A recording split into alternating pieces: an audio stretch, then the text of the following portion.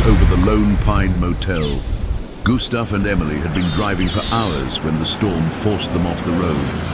The rain pounded like 1,000 tiny hammers against the windshield as they spotted an old motel sign flickering in the distance. Lone Pine Motel.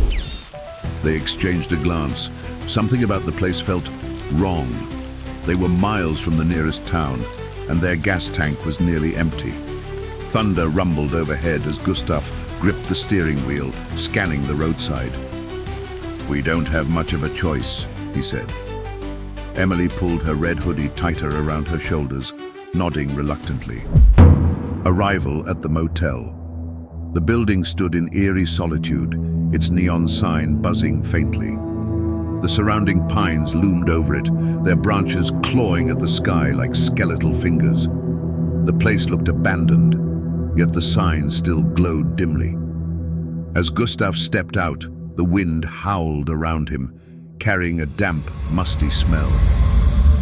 Emily hesitated before following, her sneakers splashing into a shallow puddle. The lobby was worse than the outside. The air smelled of mold and stale cigarettes. The wallpaper curled at the edges, revealing dark stains beneath. A rusted bell sat on the counter, untouched, as if waiting. Gustav rang it once. The sound echoed strangely. A door creaked open behind the desk, and an old man emerged.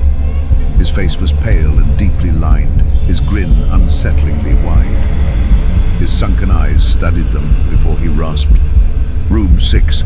Don't mind the noises at night. The wind plays tricks." Gustav took the key with a hesitant nod.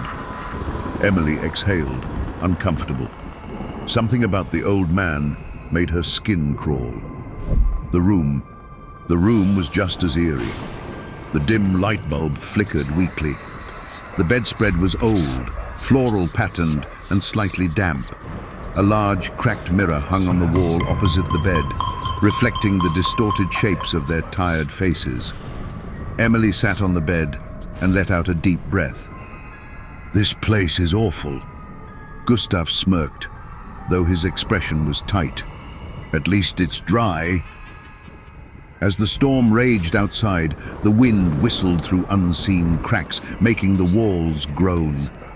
Gustav locked the door, but the deadbolt felt flimsy. Hours passed, and Emily finally drifted into an uneasy sleep. Gustav lay awake, staring at the ceiling. Something was bothering him. The old man's warning replayed in his mind. Then he heard it, a faint scratching sound. At first, he thought it was the branches outside, but no, it was coming from within the walls. He turned to Emily, who was now wide awake, clutching the blanket. "You hear that?" she whispered. The scratching intensified. It was rhythmic, deliberate. Then, a whisper. Faint, slithering words Gustav couldn't understand. A shadow moved across the ceiling. The shadow. Gustav's breath caught. The shape wasn't cast by the flickering light. It moved independently, stretching unnaturally across the room. Emily squeezed his arm, her nails digging into his skin. Then, the whispering stopped. A sudden knock at the door made them both jump. Gustav slid out of bed, muscles tense. He approached the door cautiously, pressing his ear against it. Silence. He reached for the knob, but something on the other side scratched against the wood, slow and deliberate. Emily shook her head frantically. "Don't open it!" Gustav stepped back, nodding. The scratching stopped, replaced by an eerie stillness. They stood frozen for what felt like eternity. Then, the wallpaper behind them bulged. The hand. With a sickening tear, a skeletal, decayed hand burst through the wall, fingers gnarled and claw-like. The stench of rot filled the room. Emily screamed. Gustav grabbed her wrist and yanked her toward the door. He fumbled with the lock as the thing behind them pushed further through the crumbling plaster. Finally, the door flew open, and they stumbled into the hallway. But the horror wasn't over. The hallway of shadows. The dimly lit hallway stretched unnaturally long, far longer than it should have been. The floral wallpaper peeled away in places, revealing writhing black tendrils underneath. They ran, but the hallway seemed endless. Doors lined both sides, each slightly ajar, revealing glimpses of grotesque figures lurking in the shadows. Whispering voices echoed, overlapping into an incomprehensible chorus. Then, ahead of them, the old man stood at the end of the hall. The final confrontation.